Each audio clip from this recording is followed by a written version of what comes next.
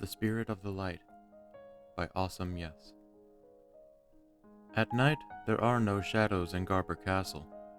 The windows angle down, a relic of ancient times when archers would fire at armies below.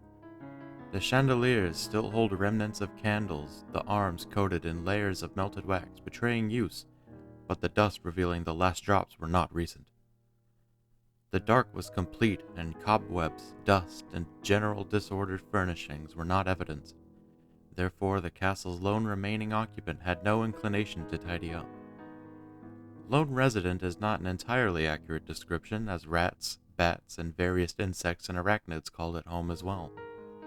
These were all creatures that lived naturally in the darkness, but the same could not be said of August Garber. A horrible spirit which he encountered in the daylight was the reason he isolated himself. The spirit had not always been so voracious as the last time their paths crossed. Indeed, he had lived a good life before seeing it at all.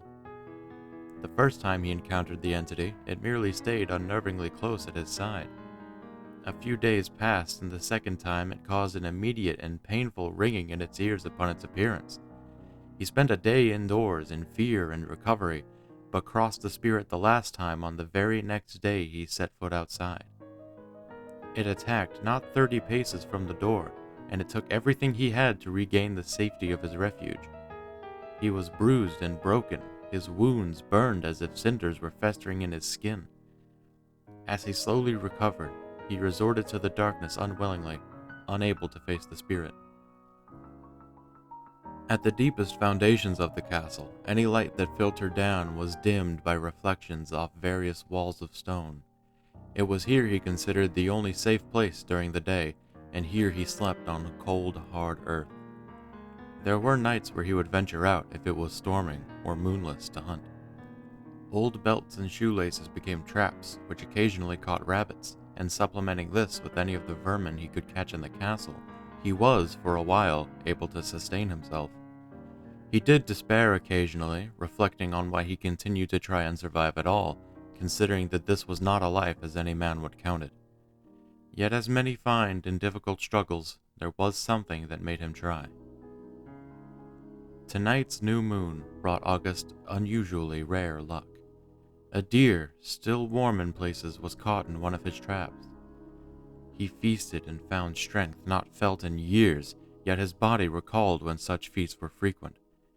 With hours of darkness remaining, he was determined to visit the town to relive other fond memories which the Spirit of the Light had stolen. The town was lit much more brightly than he remembered, but with artificial light. Especially well lit was the temple in the town center dedicated to the Spirit of the Light. He knew some in the town worshipped the thing, trying to gain its favor. As a child, he'd always considered this foolish superstition, but even knowing the truth, he was so unnerved by the memory that he could not approach.